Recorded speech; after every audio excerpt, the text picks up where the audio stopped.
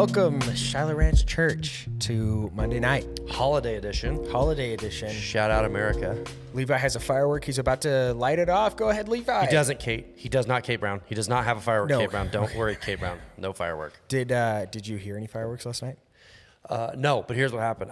Brandon Grindle went to Lapine with me last night. And so we're driving home. He's like, hey, give me back in time for the fireworks. I go, the fireworks are canceled. Kate Brown said no fireworks. And he goes, no, they're still doing fireworks. I go, no. She said, Okay. no fireworks. Okay. And that's the law. And he's like, no, the city can still do them, but people can't. And I'm like, what? And so we're driving home. So I wanted to get home because on my back porch or front porch, I guess, I can see the Redmond ones, which, by the way, the whole freedom fighter movement going on in Redmond, Oregon right now, I feel like there was extra fireworks this year. You can see the Redmond one and the Bend ones. So you just kind of looks over the little valley right there.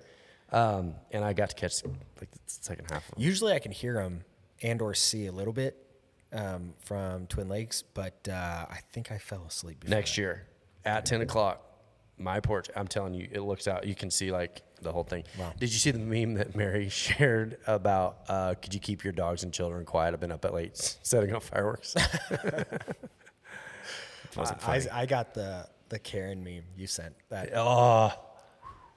I feel like I just want to prepare everybody who's not watching right now. I feel like the holiday edition version where everybody's been gone and busy all week, I just suspect this is going to be a little less formal. Yeah. That's what I anticipate. Lighter. Yeah.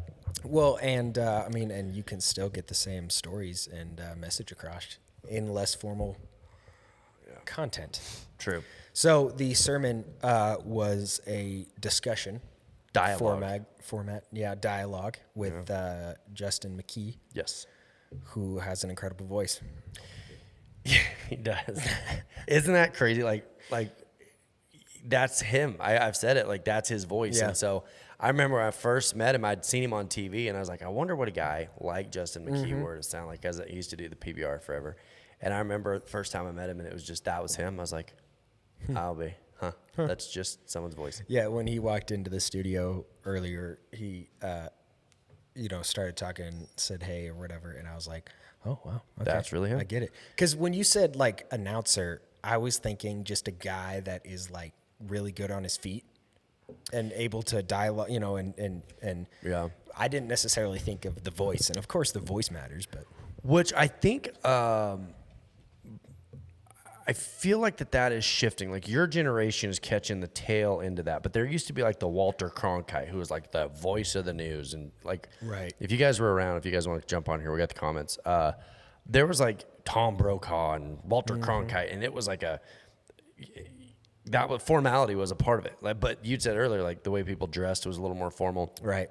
And it feels like Justin is kind of like a throwback to that Sure. version of announcing that I kind of dig. There's something about somebody just sticking with the thing that they do and that works, and like that's such a natural thing. So yeah, like auctioneers, I always thought that was interesting. Some people, like some kids, are like, I want to be an auctioneer when I grow up, and they're just good at it. And I think it's the voice, it's the volume, it's the speed. I think that before anybody really dives into innovation, they need to at least sort of capture what is. Like the market, like I think sometimes people get in such a hurry to be innovative that they don't learn why the standard is the standard. Mm-hmm. But I also think that like auctioneers, this is how you're supposed to sound. And so you grow up mimicking, and then from mimicking, then like whoever's going to change it into something different will eventually. But Justin was an auctioneer also. Too. Really? Yeah. He said that his dad ran an auction barn. I might be getting the details wrong. He started auctioneering when he was 7. Jeez. Is there a specific thing they say? It's possible that Justin McKee might have not ever said a word not into a microphone his whole life, because if you start when you're 7 years old, that's impressive. Maybe that kind of helped shape his voice going into the world, because that's like every time you speak, you're speaking. Maybe I need more of that. Maybe we need to like. Well, I found it up. If you pick somebody random from the street and say, hey, let's do something on video or something recorded, or they always freeze up, right? Because they're not used to it, and they realize that whatever I say right now can be used against me. You're playing chess in your mind, because you're like, if I say this, does this sound that? Like it's kind of it's it's kind of hard, I think, to think on your feet when you're not sure if you're going to say something offensive, and especially like right now, people are kind of hypersensitive. No, but yeah. So okay, Justin McKee came, and then you guys talked about Exodus and the Israelites leaving Egypt. Yeah, this is kind of going to be chess for me too, because I feel like I've got the whole month's worth of sermons sort of already written, and I don't want to just give all of the material. So I'm trying to stay strictly to the script of what we talked about. But when the children of Israel left captivity, they had a pre-promised area that, the promised land, like, this is where you're going. This is where you're going to go. Get ready. And so they had something they were leaving towards.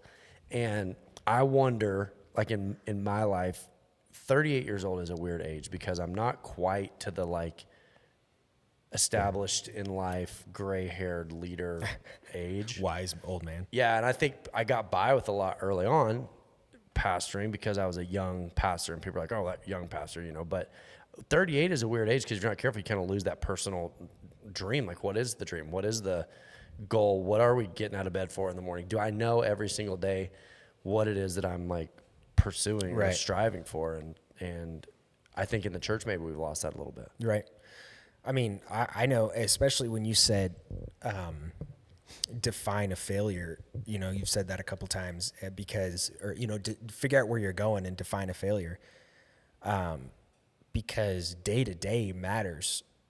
And we lose sight of that. We put our, the promised land, our dreams, our large things so far out and so broad. Vague, way vague. Right. That the day to day we forget that. And then, you wake up one day and you've realized, wait, I haven't done nothing. I haven't done anything with that. So here's what I've learned, and I actually appreciate this. I got a bug in my face. Here's what I actually appreciate. I feel like I got burnt on some religious things early in my life, being some of the people I was raised in contact with. I'm not saying raised by, but people like adjacent. I love that you guys don't have that, because I think sometimes it feels like I'm almost on the fight about stuff, and I get from you guys, you're like, what? Levi a little bit was raised around some of it, not blaming at all, but I think if I'm not careful, I get a little too jaded about what the church can create in people when it's done wrong.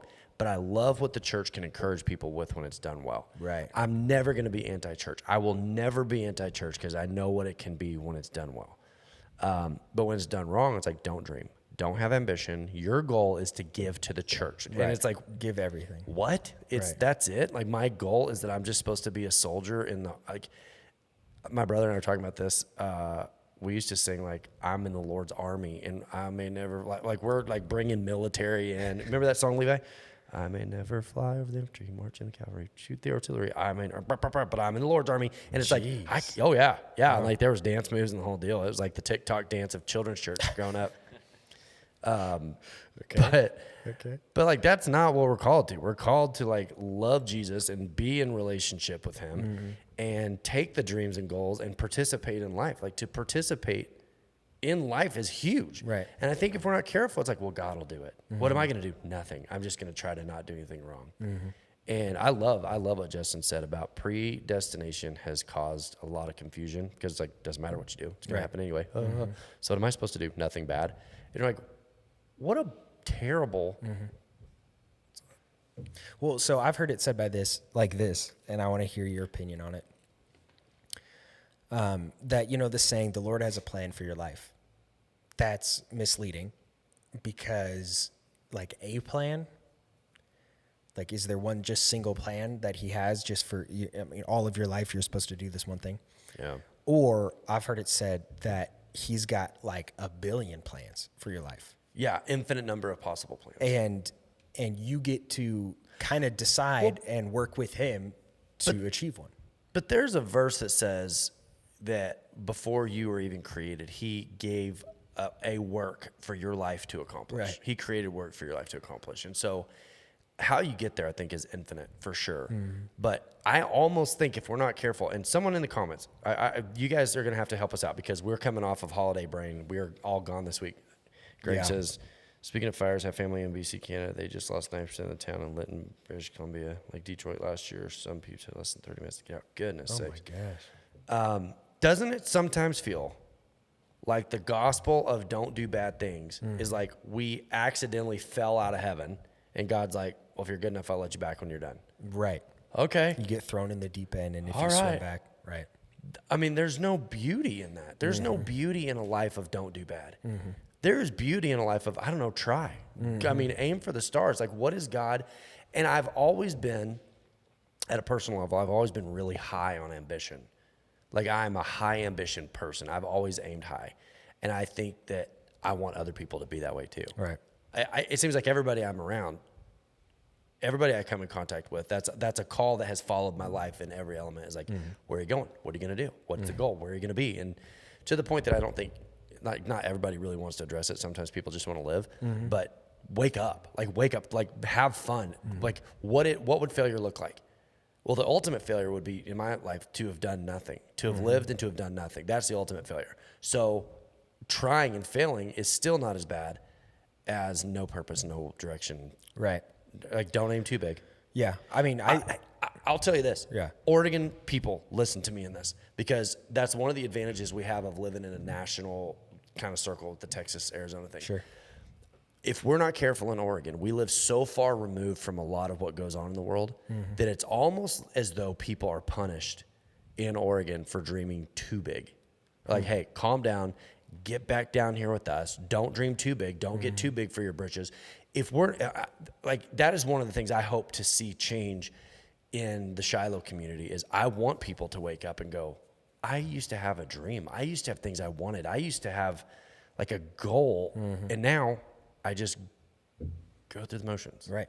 Well, and you know, the benefit of just thinking about it in general is if you settle on, well, I actually am doing what I want to do, then you have a deeper appreciation for it. I mean, we were just talking about it today of like, what would be a plan B? And it's kind of just like, I don't know, we are living such great lives that it's like, we get to work hard for, what we love, and we get to be around the people we love, and we get to do all this stuff that, there's a deeper appreciation there because of the fact of you've thought like, what is my ultimate goal, and how could it be,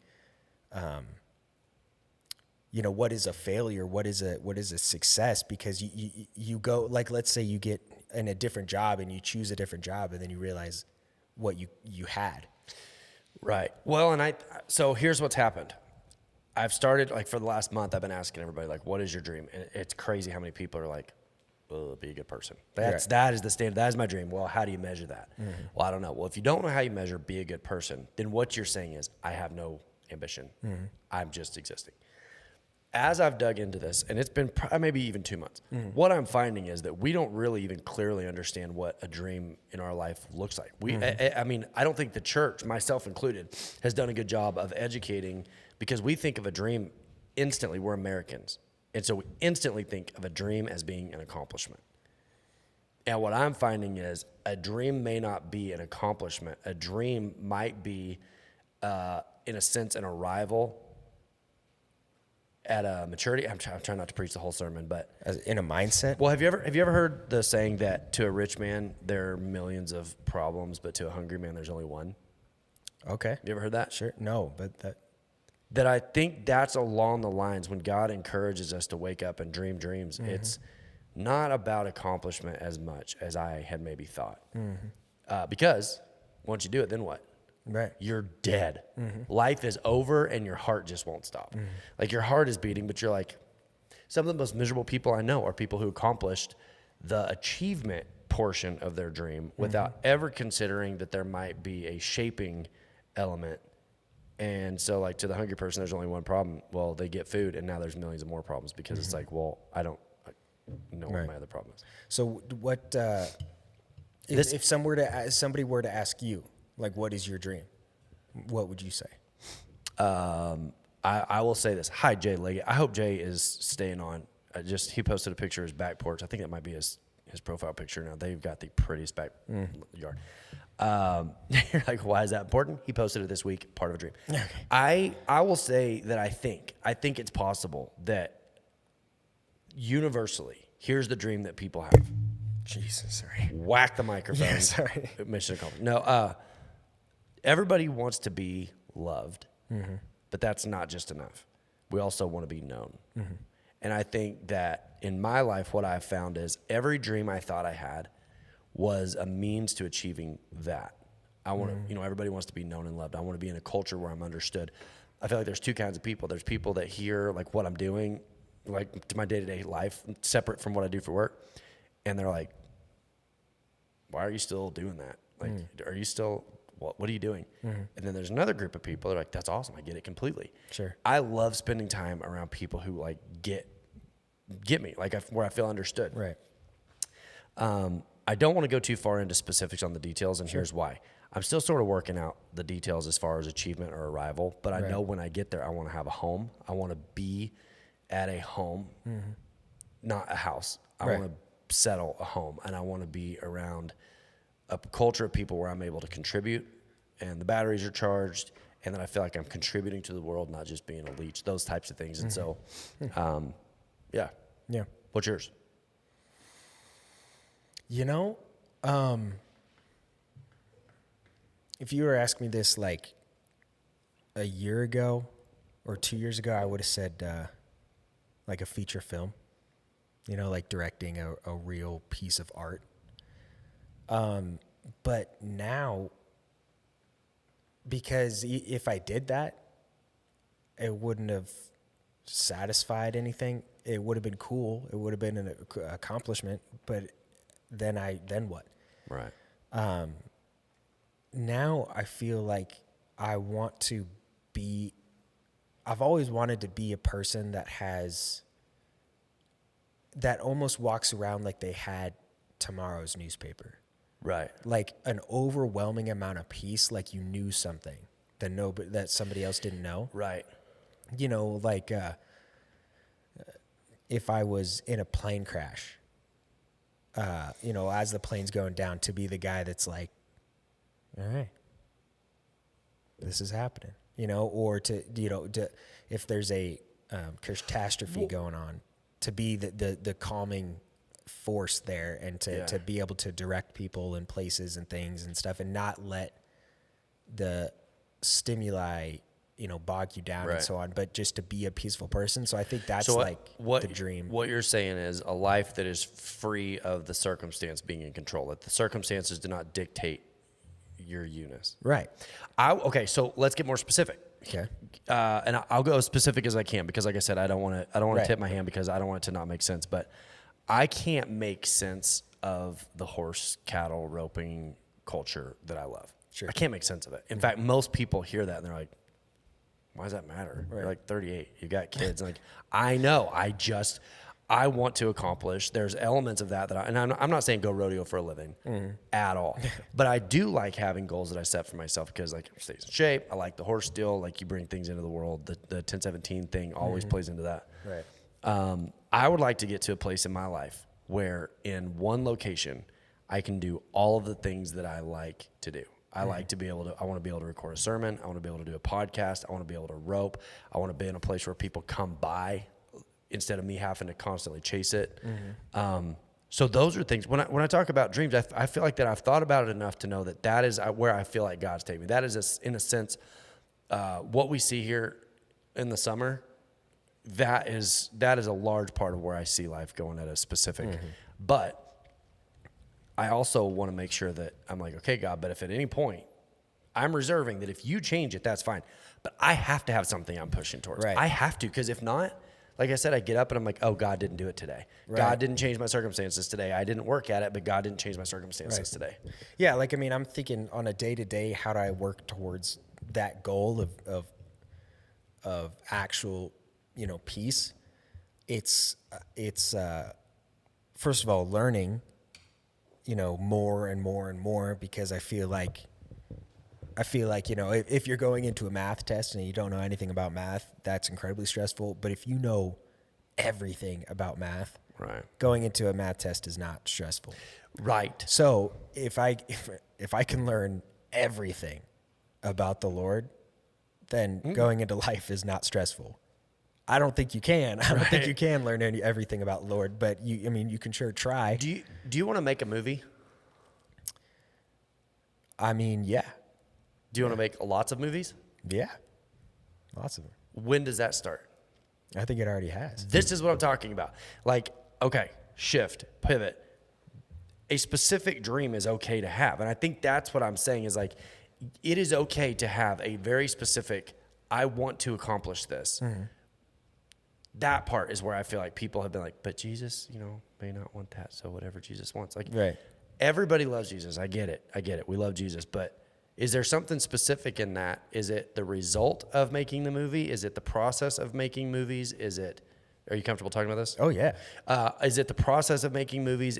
For me, what I found is most of the goals I had growing up was to gain access to people that I find intriguing and interesting. And like, I'm a fan of people that are great at anything. I'm just enthralled by that. I think Jason Graham is great at some things that he does that maybe the world wouldn't celebrate. Mm-hmm. So it's not, I don't want famous friends. I want people who live with a passion. I want do you know who Imogen Heap is? Does anybody know who that is? Mm-hmm. She was a gal that my brother was on tour with, and she was sold out to her brand. She was tall. She's like 6'5", and she like went to the Grammys one year with grass or branches in her hair. But she had this big production, and it was like fog and lights and things like this. She had this big giant production during her concert, and it would just like suck you in. But she was so creative. But on Thanksgiving, she's from England. But on Thanksgiving, she came to our house, and she sat down at my dad's old piano, and she played on a piano. Well, what you found was she had a real passion as a musician. Right. The other parts around it were like secondary to that, but she, at her heart level, she was a musician. And she would sing, she's playing the piano, and it's almost like when you stripped it all down and you saw that element, it was like, I get it. She had a passion for that grew into other areas. So that's what I'm saying. Like, if you were to take all the production out of making movies, what is the core thread at the center of that? Well, first of all, I've found that I just enjoy making things in general.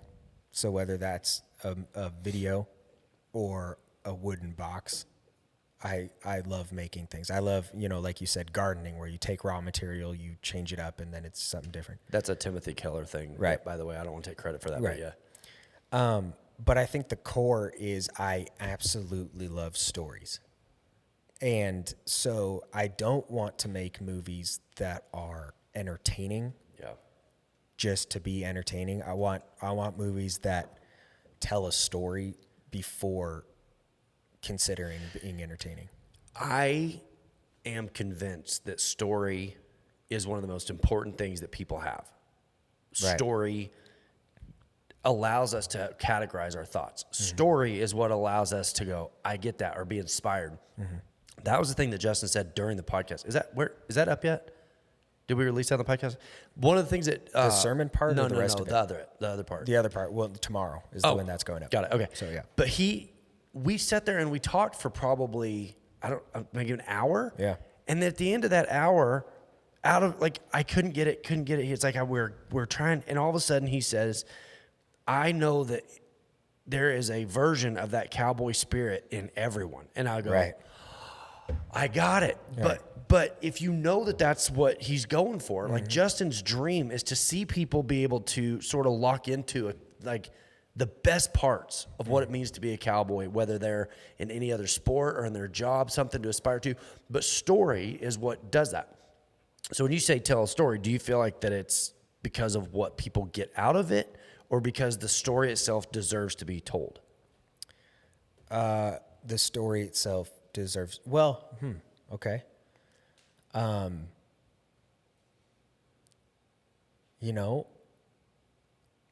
don't, maybe both. Because first of all, I love the archive factor, because I love photos and I love, home videos and all the capturing techniques to archive. Is it the immortality of that? Like when you capture Exactly. something, It's it time travel. stops time. Yeah, it's time travel. Yeah. So, and in fact, I enjoy a lesser quality photo with more story in it than I Yes. do like a poster that's Right. super highly edited and beautiful, but it's,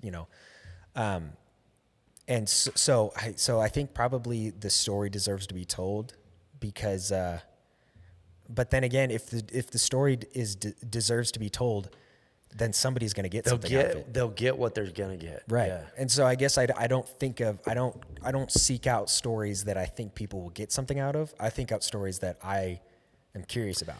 So I love, one of my things that I'm the most passionate about is culture. Mm-hmm. I love when culture is rich. I love rich culture, and whether it's food or music or like these cities. I had a friend that was talking about how in a lot of these high-rise buildings, the building itself becomes a culture in and of itself. And like, like New York to me, there's a little piece of me that thinks I could live in New York because just the observation of culture, like over here is Little Italy, and you've got like the fact that Chinatown exists in the U.S. is so fascinating to me. We were in New Iberia, Louisiana one time, and we met an older guy that had been there in the crawfish rice business. He was in his 60s. He grew up in the U.S. Think of this. He grew up in the U.S. and he didn't speak English. He only spoke French. Yeah, it's crazy. And the fact that there are pockets of that, like culture, is so intriguing to me because it is a story in of itself. Like you get a glimpse into what life is like for other people and other versions of stories. And so that's I grew up in New York. No kidding. Awesome. But like when I go home, I wish I had the ability, and I don't know how to even, this doesn't even make sense to me, but speaking of dreams, I would love to be in a place where I got to go in and experience a culture, not try to change it, not try to like insert myself in it. Like I don't want to like pretend that I'm from this and I'm pretend. I just would love to be in a place where I could go in and somehow capture, like, tell me about that. Tell me, like, I think that's probably why I enjoy podcasts so much is like you almost get to dig through. One of my favorite moments in this kind of stuff was when you were at my house in Arizona, and the guy that went to Cuba, and he's telling all about Cuba, the culture of Cuba, Baseball. and the whole story leads up to one photo.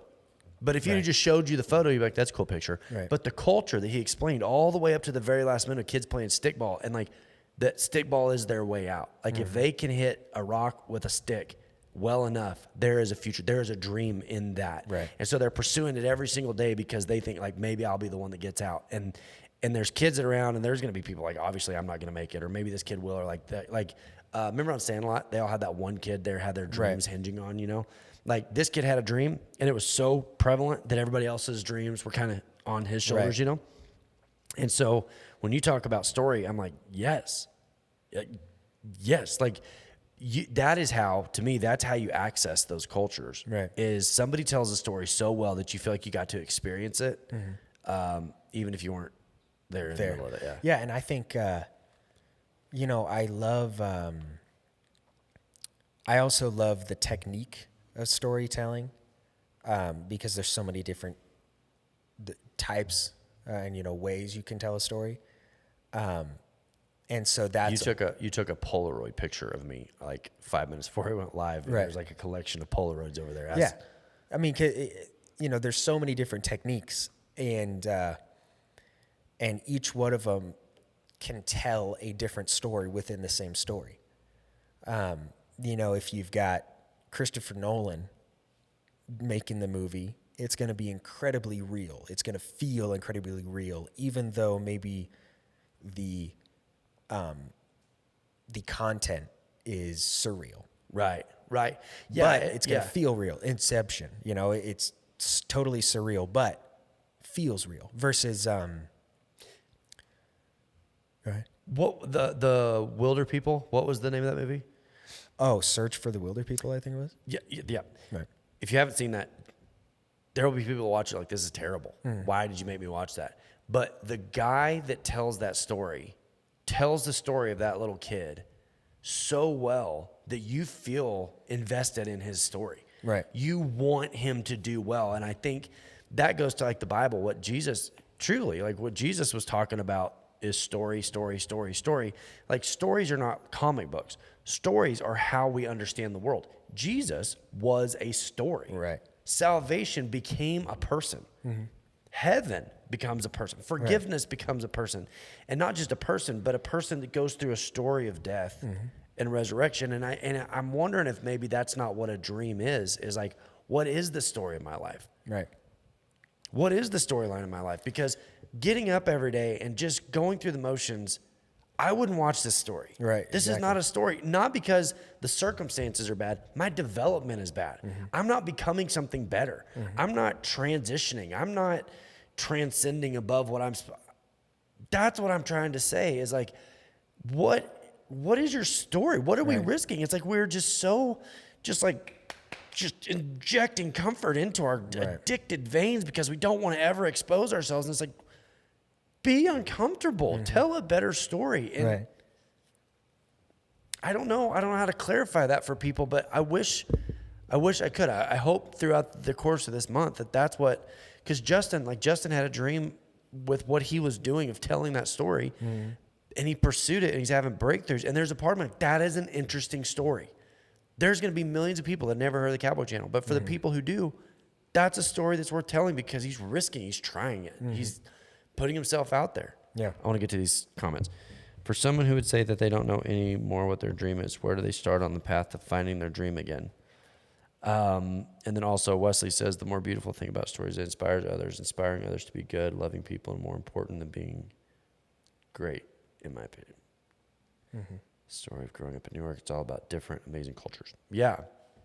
Lydia, here's what I would say. That, in my mind, that's where values are so important. Because as crazy as it sounds, it almost feels like to me, comfort has become the greatest value in people's lives. They pursue it at all costs. Financial comfort, creature comforts. They want relational comforts. Like we've lost our American spirit. And I'm not saying you have to be an American to be a Christian. If there's any correlation there. I'm not saying that. But think about the people, as terrible as this would be, think about the people who died in the Donner Party. As terrible as that was, that to me, they went on an adventure and it didn't work. And you hear about that and like, that was tragic and it was horrible. And I think that would be awful. Awful. But how many millions of people live, wake up, they think of their job as a way to consume instead of contribute, and they die. And you're like, the Donner Party is like epically terrible. It was an epically terrible adventure. But there's also people that made it to Oregon. There's on the Oregon Trail and didn't die of dysentery like the video games, But yeah. I don't know. I think that like to me, it's like, do I really believe at the end of the day, do I really believe God wants me to just survive till heaven? If the answer to that is no, start there. Right. Start there with like, what am I risking? Why would I not try it? I think back and like the advice I have for a young person, I'm actually encouraging Jet to do this, is like, if there's something you want to do in life, show up at that person's front door, whoever that you see, and like, I'm going to sleep on your porch until I have a restraining order or until you teach me what you know. Don't pay me anything. Where did that sort of grit and determination? Have you ever seen Fight Club? The guy's like, I'm here for Fight Club. And they're like, this is the wrong spot. He's like, no, I'm here because Fight Club. And they're like, no, you're in the wrong spot. He sleeps on the porch for 3 days until they're like, all right, you're in. Yeah. And I'm like, what in our lives? Because here's what I'm finding. If there's nothing in our lives that we would die for, and I'm not even saying achievement. Sometimes it's development. Sometimes I set off on a journey, and in this journey, I don't get where I'm going, but somewhere in there, I became someone different. I became someone new. Sleep on someone's front porch, like that sort of dedication. If there's nothing in your life worth dying for, that means there's nothing in your life worth living for. And that's why we've become so miserable. I think that is why we find ourselves so miserable. And, I think like, if you're not careful, what happens is you get married, you have kids, you choose the safest options. You should. I mean, as a parent, you've got wisdom, responsibilities, things like that. Men have this thing that they do where they go, I don't know how I got here, but then they blame their spouse as you did this somehow. Like they become boring, awful. When I say awful, I mean completely lacking inspiration. And then they blame, well, I have family and kids. Yeah.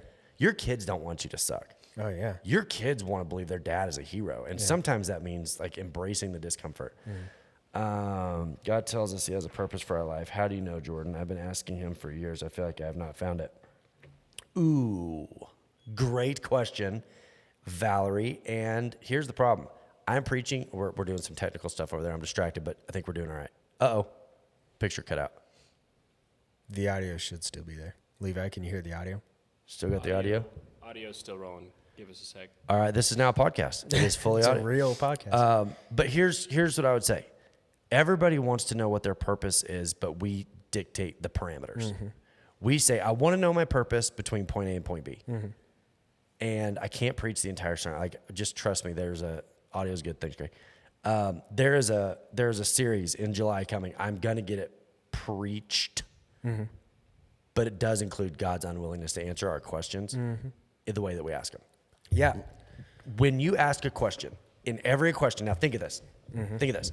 In every question, there is an assumption. Okay. The assumption is, I assume I understand it well enough, so is it A or B? Like, Jacob, would you like carrots or apples? And you're like, hold on a minute. I don't agree to the premise of the question. Right. I don't want either.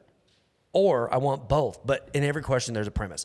And I think part of the adventure is like, God, explain to me the premise. Like, and I'm jumping ahead, but think about Job. All that Job went through, at the end of the day, God never gave him an answer as to why. Right. Yeah. Never. God never answered the question of like, why is this happening? Right. Ever. So there are times I think that we're like, okay, God, I want to know what is my purpose. We think of our purpose as like achievement and accomplishment instead of development and like this deepening of who we are. Have you ever known somebody that's gone through life or gone through something that was crushing and they developed and they grew? Oh, That's a dream. I mean, pretty much every time. that's an adventure. Right. I mean, that is not the adventure we'd ever choose. Sometimes you find yourself in an adventure. Like I said, the hungry person has one problem, right? Sometimes you find yourself in I'm hungry and I have one problem. Right. I can't tell you how many times somebody's been diagnosed with like a life-ending disease. And then they start living. Their best life is their last few months. And it's like, why is that? When did we give that up? When did we surrender that? It doesn't have to be like that we went ziplining a couple of years ago. I was rodeoing and Jet went with me and we went on a guy's trip. And we drove, there's a ziplining thing where you go across this thing. And one of them is a mile long. One of the like you go throughout the forest. And I was there with the lady. And what was so crazy is that she had gotten a diagnosis and didn't look good. And she was older and they were having to, like by the end of it, we were all helping her. We were all invested because what we see is that she always wanted to go ziplining and she hadn't done it. And she gets this news that's not good. And she is climbing the tree and we're like, we'll carry you. Jet, do you remember that? Jet remembers that. Yeah. But you see her pushing through discomfort to accomplish something that mattered to her. And you're like, Yeah. what happened? What happened? When did we lose? Because like, is ziplining like a spiritual experience? Like, I guess maybe, but pushing through discomfort. Because if you are constantly choosing comfort today, long term, you're heading into a lot of discomfort. For instance, if I don't know what my dreams are, if I don't know what I want to accomplish, that's like saying, I don't know why I'm going to the gym, but I'll try it. And you come home and you're like, my body hurts. I'll never do that again. Right. Do you see how important the goal is in that? The goal is I want to get in shape, even if it means I go through the discomfort of going to a gym. Right. It's like, I was talking with Wesley about this earlier today, but we were talking about a dopamine detox. And essentially what that is... Just days without happiness. I mean, basically, because what it is it's our tolerance, our dopamine tolerance has gotten too high. Yeah. Where if you eat a Snickers every, 4 times a day, then you're going to eat an apple and it's not going to be good, or a banana or whatever. But then you don't eat any sugar for months or whatever, you have an apple and your entire head is exploding about how good it is. Have you seen the meme or the story? I don't know which it is, about that a bag of Sour Patch Kids would have killed the Pilgrims. Probably. Have you seen this? I don't know if that's true or not, but I saw something about that the other day, that we've just become so sugar. But right. Sorry. So I mean, we settle in comfort. Yeah. Because our comfort tolerance has gotten so high that any kind of discomfort is just crazy. Versus you think about, a long time ago. I mean, well, I guess this train of thought doesn't work, because even 100 years ago, people were still having this problem. Was it which King Henry something that used to, his drug was overeating? There's a history question here that I don't know the answer to, but like he would just go out into the woods and he would bring women and food and just try as hard as he could to satisfy something. And that, I think, to your point, is like it's either external dreaming or it becomes internal. Well, I mean, because I guess where I was going, but then the thought fell through of, we are so comfortable now that ziplining is a afterthought of like, I want to go ziplining so bad, and then it's like, well, then do it.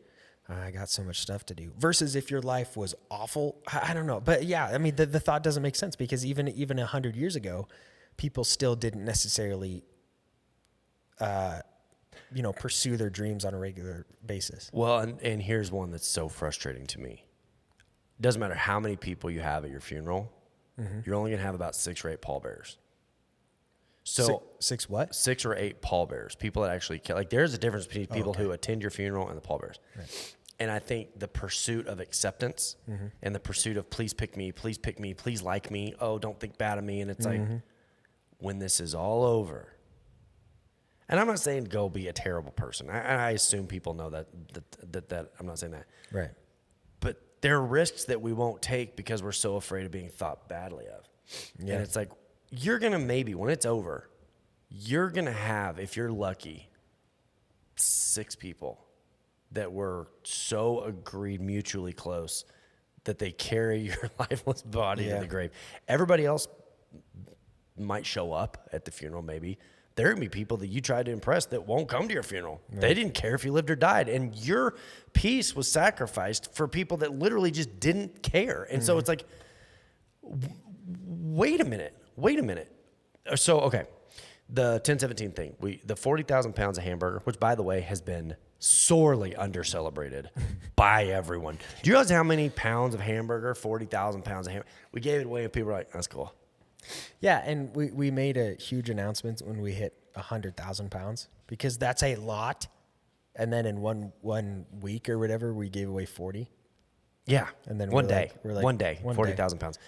And I think we have to teach people how to celebrate that. But we're going to be we're $38,500 short of being able to do that.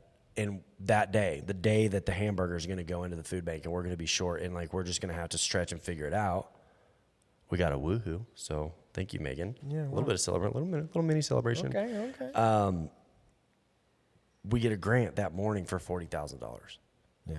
Now, if we'd have just been sitting around and somebody would have been like, hey, you're going to get a grant for $40,000. And we're like, oh, cool. Thanks. That's awesome. We'll figure out what to do with it. Right. Versus we were out there. I think sometimes God's like, I don't ever get the chance to come through for you because you never freaking do anything. I never get to be the God that bails you out. I never get to be the God that parts the Red Seas because you will never leave Egypt. I think sometimes there's this God of miracles that's like, what do you need me for? You're not doing anything. You suck. You do nothing. Right. You're so afraid you're going to be uncomfortable. The God's like, what am I going to bail you out of? Like the ultimate like rescue. Think of this.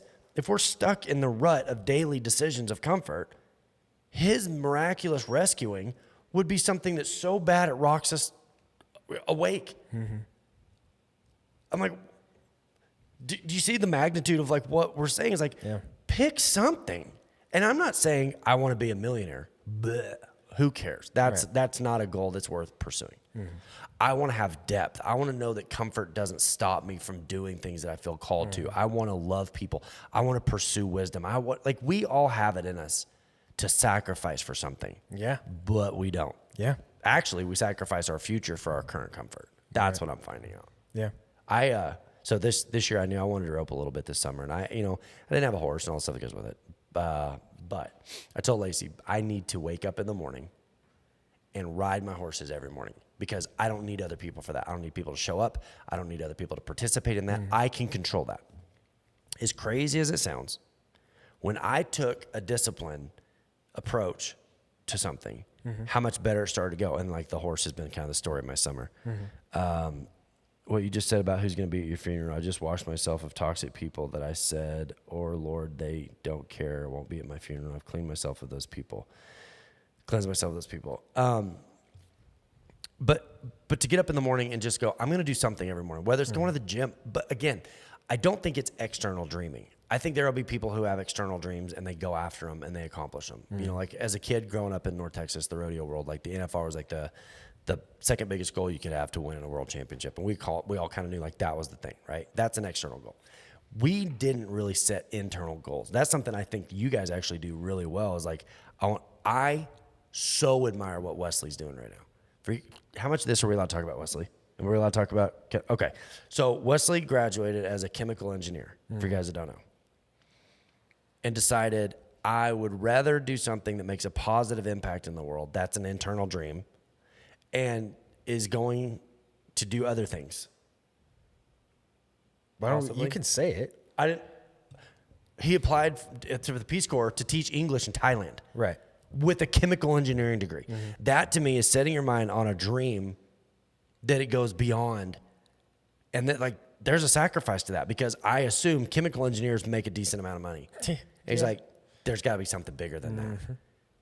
I mean, that's internal dreaming. That's the kind of stuff I'm talking about where you're like, all right, God, I guess bail me out, but I can't live a life of just put me on the rails and I'll just head towards death. Yeah. Well, and just I've found that you set your goal and it's almost like the destination isn't even the thing. It's everything you learn up to that. Well, I don't think everybody can have an alpha external dream. They have one world champion per event per year.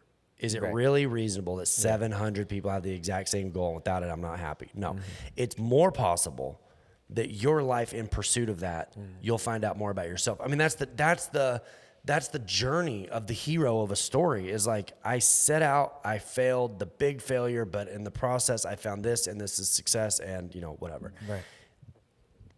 Maybe that's what I'm seeing is I wonder if God's like, I'm not even going to check in today. Like, I know what you're going to do. Nothing. So I feel like I need to clarify. I don't think that's how God deals with this. But what I mean is I think there are times where God's like, try it. Yeah. Try it. Just try it. Well, what's interesting is I'm thinking back to, because this, right where we're sitting right now was a dream of mine. And I've got a lot more, small things that will eventually lead to, a larger. But when I said, okay, Lord, like I have a basic, or not basic, I have a dream and this and that, but I didn't know how to start it in the sense, meaning there wasn't a degree that I could get that would get me this dream. Yeah. There wasn't a mentor I could go sit on the porch for to get me this dream. It was literally like, it was to make videos, it was to make movies, but not the way it's been done forever. It's so how is it clear how you would want a movie to look, or are you saying that's for instance, so this studio right now, this is a dream. I see. And having, and being able just to make content, because I constantly have so many just ways of telling stories in my head. I'll be doing we were riding on the boat yesterday and I was like, oh, if a camera could come in this and do that. Anyway. So my dream is to have the ability to do that, to get the ideas and the stories out of my head, actually capture them. Okay. But nothing was happening. I was like, I am willing to do anything, Lord, for you. Right. In the meantime, I will pursue this thing that I'm incredibly interested in. And even that, I don't know you're going to have to like put things in my life to get me there. Bam, COVID. But in the time, I was incredibly blessed throughout my entire life. But at the time, I went at it like it was a job. I had nothing to do, but I went at the nothing like it was a job. Okay, hold on. I don't want people to miss what you just said. Even without the clarity, there was a discipline. Right. There was a discipline before there was, and that's like Abraham. God calls Abraham to go. Doesn't clarify his promised land, but says, I'll show it to you, but go. So he actually had to go first before, and that's what I hear you saying is there was a discipline before there was even a clear destination. Yeah, because I think that discipline was more important than anything, because with that discipline I could do a lot more, and I'm still learning it every day. But so I went at it like a job. So I wasn't watching movies the same anymore. I wasn't watching them to be entertained. I was watching them and trying to learn from them. Right. You know, I would watch a YouTube video and see, okay, how are they doing that, and how would they do that, and blah blah blah blah. So everything that I did normally, I did with a different mindset, with a different purpose, because I said, okay, you're not giving me, like, there's not a letter didn't come in that says you're required to be here at this time. So I'll just wake up tomorrow and start doing it, whatever it is. I'll just start doing it. Living as though life mattered and life was a gift instead of a burden. Because for some reason, and this goes back to, having a story, I guess, meaning everybody's life is a story. And so I started thinking on a daily basis that there was a documentary crew following me around, even to the point of taking video and photo of things that aren't necessarily interesting to anybody else other than myself. Right. But to my story, they're interesting. So if somebody was telling my story, that photo would be interesting. That video clip would be interesting. And when you start thinking in that way of documenting your story for a documentary crew that may be interested in you one day, because if a documentary crew comes to you and says, hey, we want to tell your story, you're an Olympian or whatever, and you say, cool, I have 13 terabytes of video and photo from my childhood and my entire story, they're like, that you did their job for them. So I started doing that.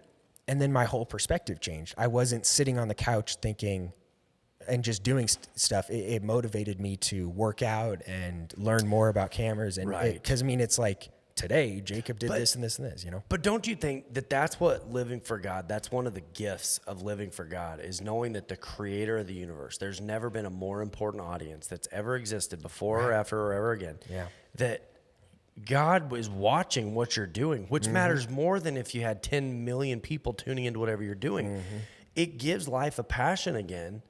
Someday I would love to just pick some random person. I don't care if it's low intelligence. I don't care if it's low purpose and low ambition. And it would be so interesting to me to know if you could start to tell them their own story back to them in a way that inspired them to live better. That's what living for God should do for someone is like, what if no one ever watches it? There is a relationship with God. Literally. There is a personal back and forth with the creator of the universe that is enthralled with this. Because, so say your goal is that I want to take over the world. Pinky and the Brain. Remember that? Do you ever see Pinky and the Brain? Anybody else ever? You guys want to know what I'm dealing with in my life? The kids that I work with, they've never heard of Pinky and the Brain. The kids that... There's these two lab rats. One was real smart, one was really dumb. Seen it. There was Brain, and he was short and he had a big head, and Pinky was tall and skinny. And every episode started with, what do you want to do today? Take over the world. And it was like almost taking over the world, and then they fell. What do you want to do today? Same thing we do every day, Pinky, take over the world. And I think what happens is people set these goals, these lofty goals of like human celebration of them, and that doesn't work. And as soon as they realize, well, okay, maybe I'm not as talented as I had originally thought or whatever, they internally give up. They experience an internal death where they go, okay, Valerie's never heard of Pinky and the Brain. My life is a sham. Is this a Southern thing? I haven't seen. Is it a Texas thing? I know I've seen it. I can picture the poster. They're pink, right? Yeah. They're pink rats. I mean, they are lab rats. I think that's kind of a pretty safe guess on color. Okay. But they weren't. Yeah, okay. But here's my point. You don't take over the world, fine. But if you don't take over the world, does life still matter? Is life still worth living? Is a person that's plucked out of a street corner of any random street in the U.S., does their story matter? I would argue it matters infinitely. It's just that it may not be celebrated. So is it about a win? Is it about a victory? Or is it about living life with a passion and the pursuit of wisdom? And that to me is what the dream thing is about for me, is like, there's nobody that doesn't apply to. I mean, think about it. Anybody, you, if all of a sudden you just had 1 billion people interested in your life, just all of a sudden, anybody, what would you do? Would you do anything different? I mean, because I would, if I had 1 billion people interested in my life and like following me on Instagram and doing all this stuff, I would like probably work out more. I would probably eat less crap. Yes. I'd probably work harder. I mean, and all this different stuff, because it's like, oh, I must be important because all these people care about me. So I must have value to their lives. Yeah, and yet But God is saying, like, I love you more than you love yourself, and I can't wait to see what you're going to do next. And you're like, lay on the couch. That's my plan, God. I'm going to lay on the couch. I'm going to be upset, and I'm going to be internally, you know what I mean? Right. What? I have a confession. Mm-hmm. I came home last night, and I was sitting, the kids were at Mimo Papa's, and Lacey's working in Alvarado. I pulled my shirt hard enough that I almost popped a button off of it, because I am so used to wearing pearl snap shirts because to a large degree, I feel like I've sort of given up on taking care of myself. And like, it's actually on my radar of like, are you living with expectation? And the answer is, I'm living Kinda. No.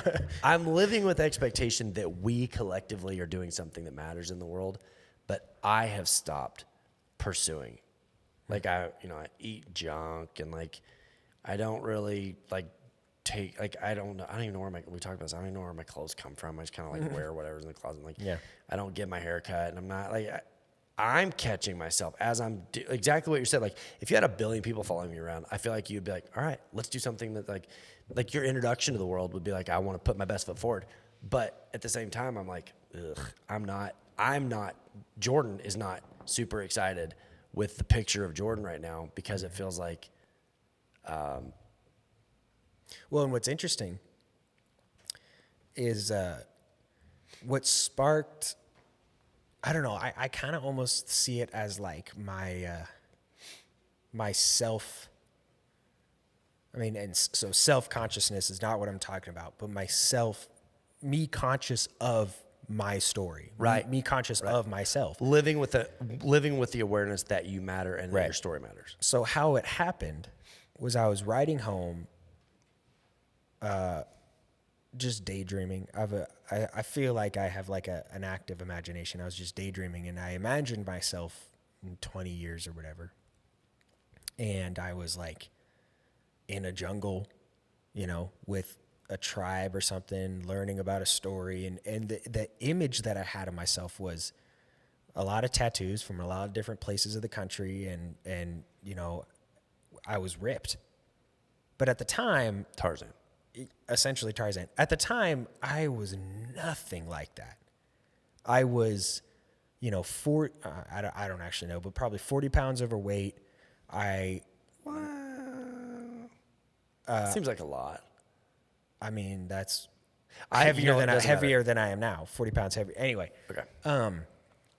And I was, I was kind of a jerk, just in general, to like, but not because I wanted to be, just because I was irritated with myself. Junk food jerky. Yeah. Just like, making fun of everyone, and just kind of not really motivated to do anything. And then, but that thought of like, okay, so I had an internal dialogue, and it was probably the Lord, of saying like, so that's you in your mind right now. In your mind, that's you're thinking of. I was like, yeah, I mean, that's me. Obviously, he's super cool. That was probably me. And then he's like, how are you going to get there? Right. You're not getting any, dude. Okay. That's what July is dedicated to. I want to hear the rest of that sentence. You go, and then it hit me. And I want to hear, before you answer that though, that's the setup. Before we figure out the punchline, that is the setup. Is not that we're living up to someone else's standard. That's not what I'm saying. Mm-hmm. It's that we're not living up to our own standard. We are going against our own conscience by what we eat, by what we say, by what we wear, by what we think, by what comes in through the filters, by our daily habits, by our attitudes. we are not living up to any standard because we think it doesn't matter. And my point is, it matters a lot. If a billion people follow you or not, doesn't matter. You should be holding yourself to some kind of a standard. It doesn't matter what you do for work or if you have a job or if you don't have a job. The point is, when you wake up, if you really thought your story mattered, what would you do different? And then do those things before you see the payoff. That's, I mean, there you go. There's the whole series. It's not, am I going to accomplish something that people will love me for? It's, am I doing the daily things that I expect of myself where I can say, hey, I did it. So you said, then it hit me. Well, I mean, it's essentially that of it hit me of, okay, what does a day look like for that guy? And then what does my day look like? Does the rest of my day look like today? And and that's when like the whole working out thing changed in my mind, and working in general changed in my mind, because I mean, this was towards the end of high school. Yeah. And sports in general. I mean, I played football. I kind of enjoyed it, but I mostly did it just to tell people I played football. Because there were girls in your high school. And because, apparently it was cool to smash your head against hard objects. Anyway, but my approach to it was never, how can I get better? It was always, how can I get out of working hard? How can I put in the least amount of effort? Seriously, I don't know why. I don't know what. Why even play football if that's going to be exactly right? Because like doing sprints, it's like, oh, my leg hurts. I can't, coach. And it's like, You're cheating yourself. You're cheating yourself. Yeah. And so that's when that changed of like, oh, I'm not working out to tell people I'm working out. I'm working out to become the person that I just daydreamed that I was. Yeah. And the same thing, but I mean, that could also get you in trouble of working too hard and then being, and diving too hard into it. What if it's this? I'd rather be on that side than the other side. But anyway. Definitely. Okay, Valerie's got a long message. I'm going to read it in just 1 second. What if this? What if it's not about the outcome? Because that's always my thing, is like, I didn't want to be the dummy that went to all the effort and then got laughed at. That, I've heard there's an interesting study that says the general highest ranking fear that women hold for men is physical harm. General, it's a spectrum. Like, what's the one thing that scares you the most about the opposite sex is physical harm. Men are the most afraid that women will laugh at them. That's their fear, right? Of being made a fool. Yeah. And I think sometimes we're like, I don't want to get laughed at for failure, so I'm not even going to try. I'm not going to apply myself. And the problem is we become cynical, and then we don't want anybody else to succeed either, because we don't want you to succeed. And what if it's the giving? I saw a lady, I'll never forget. There was this black lady that was walking into the gas station in Wickenburg, Arizona. Wickenburg, Arizona, that's like predominantly white, very rural, like stuff like that. But she had her hair done right. Her clothes were all fixed up. She did not fit into the typical Wickenburg demographic, but she hadn't dialed it down. She was as dressed up and as culturally relevant in her style. And I loved it. There was a moment where I was like, I love that she carries that. She doesn't draw her identity from what is around her. She carried it in. And I was like, what would it be like to live with that sort of a passion that says, even if no one but God ever sees it, I'm going to hold myself to the standard that he's put into my life. Whether that's like, I want to face discipline. I want to face a certain amount of health. I honestly think most of the times people are battling depression, it's because they're physically so out of shape that their body is begging for it to just like something change. Right. Okay, I gotta get this comment. Sure. So I was doing the same thing, Jordan, for months. Then May 4th, God changed things. Keaton had a bad accident. Surgery. The day after surgery, I started walking him and caring for 7 days a week, walking him 2 or 3 times a day. Now I'm walking, pushing through 7 days a week. I know that God had a hand in this. I'm so very thankful he got me off my butt. Yes. And listen, this is not an appearance series. Obviously, this is not God wants you to be pretty. But here's what I think. I think when you, how do I say this? Body positivity is a sketchy one for me, because you don't want to celebrate bad health. Okay. But when people feel good about what they're presenting to the world, they make healthier choices. And I think that was the goal of the body positivity movement, and I can actually get behind that. I'm saying spiritually, if we do that, like I I've told the story about me being parked by the pond and the tadpoles and stuff like that. That's a dream I have for myself, that I'm able to live in the world without causing chaos everywhere I go. Well, the only way I'm going to be able to do that is if I am confident that God is working on my behalf behind the scenes where I can't see it, that my chaos is not what gets me good in life.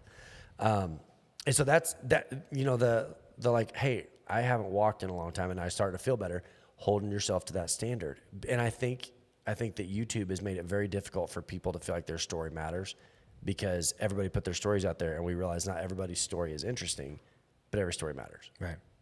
I mean, I know, going back to the woman in Wickenburg, I truly believe that if you do something for yourself, like if you dress a certain way because you want to, or if you just don't care about what people think, I'm not talking about God. I'm not talking about like living a life that people advise not to. I'm talking about just not caring. Doing something for the love of doing it instead of for the right. social ramifications, good or bad. Right. Then you are cool. Yeah. Because I'm thinking about, things that, it's not really that anymore, but back in the day, it was the classic, like the jock guy was cool and the guy that was interested in computers was a nerd.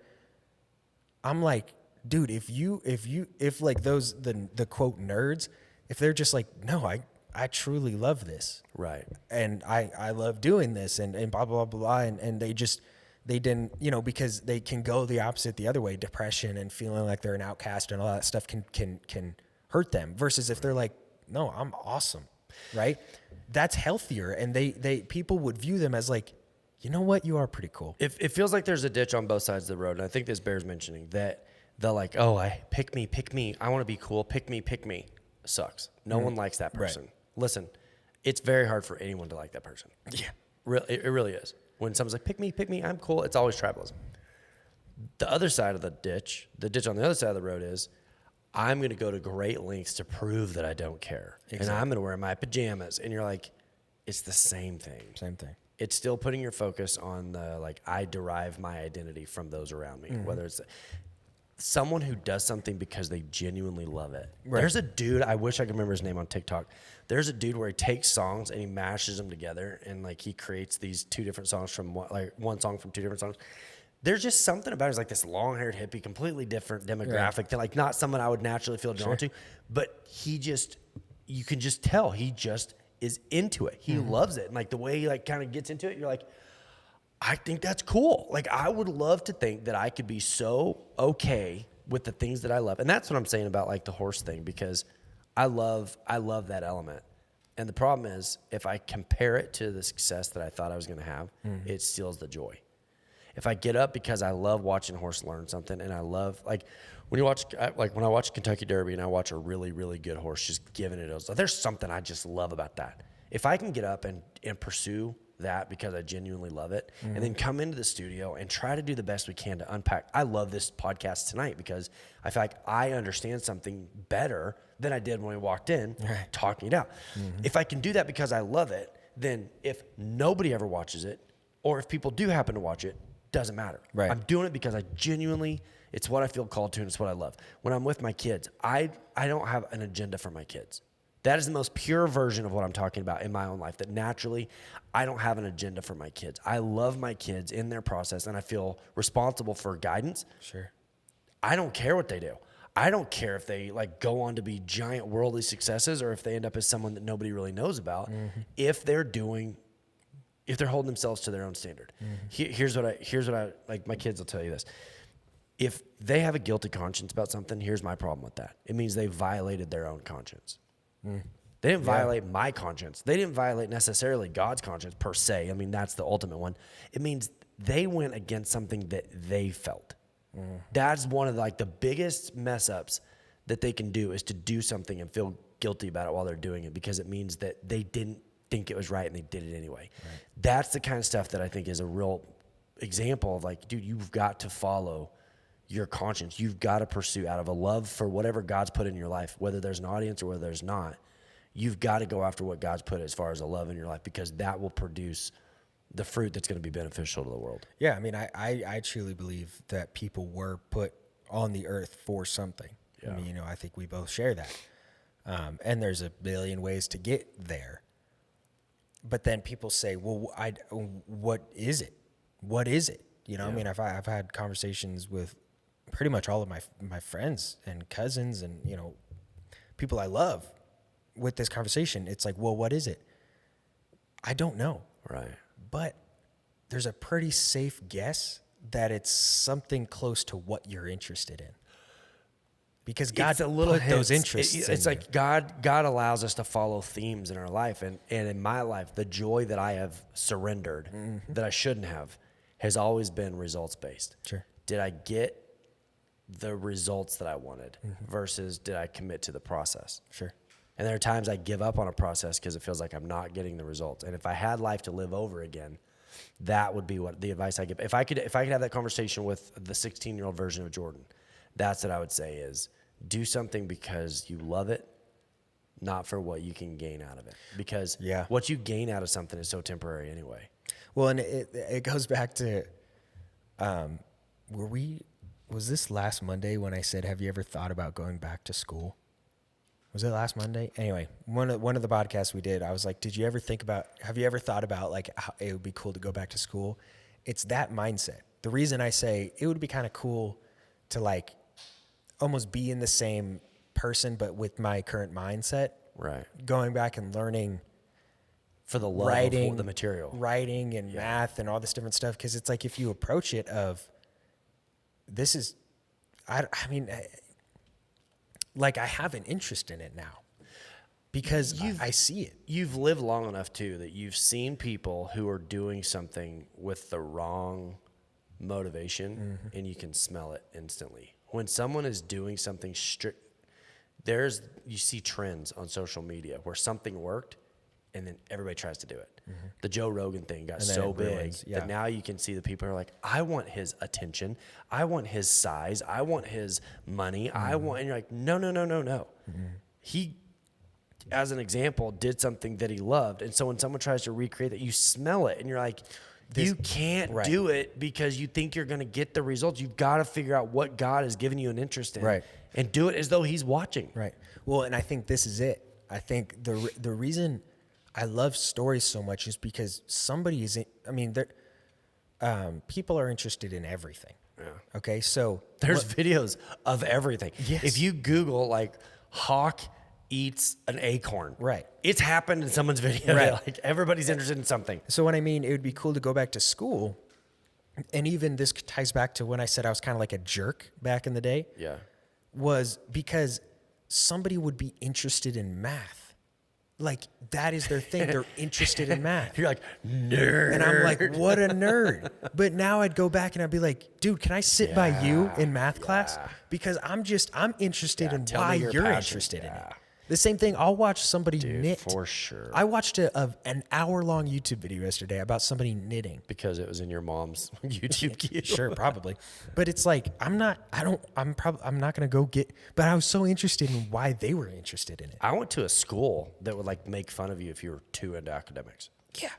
And so I spent not only that, like I would say like the rodeo culture doesn't really celebrate intellectualism per se. Sure, yeah. And so I think you like avoid things like, oh, I don't want to sound nerdy or whatever. Like, dude, if you love it, dig into it. I remember, and I think I have like a sensitivity to it because I kind of was this kid in high school, was like the kid that would be like, oh, y'all, and kind of a tire burner, a redneck, if you will, just the thing that not even that those things are bad. It's just the mindset that went into them of like somebody would be I want to fit in so I can be socially safe. Yeah. Somebody would be wearing Birkenstocks and I don't know the person at all. And Levi, is pointing out himself. Meanwhile, Levi was like, I feel attacked. Because he knew me in high school of like, I would see somebody wearing Birkenstocks and with their jeans rolled up and be like, oh, you waiting for a flood? And it's like, no, what? But give yourself a little bit of a break because that's what high school kids do. They don't know either. But I will say that someone's external voice is almost always matched by their internal dialogue. Because every time, like I'm really good at making fun of people. It's something that my son has inherited. Like just knowing the soft spots, right? Yeah. But the problem is I know my own soft spots, and I was always making fun of myself for not living up to my own standards and yada yada. So what a high school kid is doing is they're actually telling you a lot about what's going on in their head with what they say. And so to give yourself a little bit of a credit, you were still figuring it out for yourself. Yeah. But I'm glad I did, because you meet people that are like still stuck in that. And it's hard to watch, because it's like, oh man, if you just, if you just wore like the kind of clothes you wanted to wear, Right. instead of being like, well, the people around me wear this certain thing, so I'm going to do that too. Yeah. What would it be like if everybody woke up and believed that their dream, whatever that may be, mattered? And I don't mean external, I mean internal. If I have a goal of where I want to go in life, and we were supportive of each other, I know that sounds kind of like a hippie perspective, but I think maybe that's a version of what I'm saying, is that I think that's God is watching. And like, if you're that person, like I go back to that lady in Wickenburg, I wish I would have just got to know her. I wish I would have just like walked up and introduced myself, because she just wore it so genuinely. She was like, if the word fabulous was created for this lady, even though she was like, I'm not going to run into anybody else today that is dressed like this, and I don't care. She just had her look, and you could tell she just loved it. And I'm like, God, that is just what I wish that we could all live with that level of confidence of like, you do you, here's me. And not because so-and-so did it, not because I want to look like so-and-so or act like so-and-so or get the results of so. This is what I want today, and I'm going to pursue it, and I'm going to live with confidence. And then I guess the willingness to go, hey, I've matured, so now. Because it's cool. Because when you start doing that and you see other people doing that, it's like, we're the same person. We're just maybe interested in different stuff, but I appreciate you. I mean, and that's such like, dude, that's like the hippie. I mean, and that's the thing, is that can be done wrong as well. Somebody can walk up to you and say, I appreciate you. And it's like, but right, dude, that's what I'm saying though. The truest motivation. I heard this one time, and it really it mattered to me, and I made sure that it mattered to me because it made so much sense at the time. Let's just assume everyone knows your motivation. No matter how much you act, just assume everybody can smell it. So if you're gross and you're trying to like scheme someone, just assume they know it. Quit the act. Because when you walk up and you're like, hey man, I appreciate you, but what you're thinking is, this is really going to mean something to them, and it's going to matter to them. Like, people get it.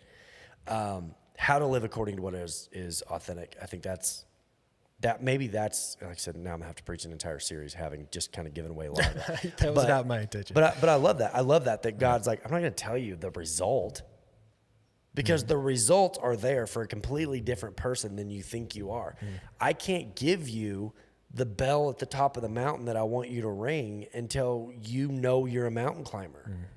Because the goal, based on your genuine self, the goal wouldn't make sense to who you think you are today. So the internal dreams have to be just as on par with the external dreams. Because I don't think I was made to do some of the things I thought I was made to do in the beginning. But they were all secondary to like, I want to have a crowd of people that I matter to. Yeah. Well, and the dream changes, it forms, it adapts. Meaning, like, I don't think, that image I had of myself, whenever that would be, that might not be my dream anymore. That might not be the goal. But that's maturity. But what I learned from it, what I did because I had that, now my possibilities have opened up more, and my mindset, I guess. If we still got Keto said that his has changed a lot in the last 10 years, and that's biblical. It says that young men will dream dreams, old men will see visions. As you see life differently, your dreams will grow with that, mature with that. But it's still, am I holding myself? I guess that's it. It's like, am I holding myself to a standard, or am I becoming something that I didn't? I wonder how many people are not living up to their own standard of themselves. Yeah. Like, they look in the perpetual mirror, and I don't mean physically, but they look in the mirror and they are just so disappointed with themselves that they take it out on the world instead of going, I'm going to hold myself to my own standard. Yeah, and I mean, I said it. I was talking with Lydia a while ago. Like I have, I can't remember the wording I used, but like I have high expectations for myself. I said this. I said I require excellence of myself, and I require excellence of my things. Yeah. And so that's why I do so much research on everything, is because it's like I don't want to buy a spatula 10 times. Right. I want to find a spatula that do it right the first time. yeah, that holds up to my standard, or not my standard. That makes me sound like but like I think it's okay. I think it's okay to say a standard, because what you're saying is if I would rather go without something than settle for a cheaper, crappier version of it when I have the choice. right. Yeah. So here's mine. I feel like, But when I have the choice, When you meaning have the like choice. I'm totally cool. Yeah, there's whatever. grace. There's grace if there isn't another option, kind of deal. Well, I feel like that this property that we live on here in Oregon, I'm constantly dusty. There is dust everywhere. And so I feel like if I'm not careful, what happens is it becomes like a placeholder for like how I live. Everything's dirty. And all of a sudden, like Cody and I today, I was like, I can't live like this anymore. Like, we just went around picking up trash. And I don't mean like that there's trash everywhere. Like, it doesn't look like a meth pad. But there's just little things that are kind of out of place. And I had a moment where I'm like, I'm not even holding myself to the standard that I hold for myself. When we're in Arizona, it's easier to keep things cleaner. And because it's easier to keep things cleaner, I happen to live a little bit like cleaner. I have the choice. And yet it feels like it's out of my hands, because I'm like, ugh, what difference does it make? And I wonder if there's not, like, the external doesn't start to become the internal, where people are like, what difference does it make? You only get to tell your story once. That's it. Why not risk it and take advantage of it and live like you got passion and purpose? Yeah. Well, I'm starving. Yes. So let's wrap that up there. Okay. And we'll see you guys next week, and see you Sunday. We got the new platform coming. Yes. This Sunday, right? Yeah, I got to record the sermon this week, That's stressful for me. because you got to. But- What are we doing? We don't have time to be doing this right now. You got to get to work. But yeah, so thank you guys for watching. Hopefully you stuck around. That was kind of a longer one. That was fun though. I really enjoyed that. Yeah. Cool. All right. Well, we'll talk to you guys later, and bye for now.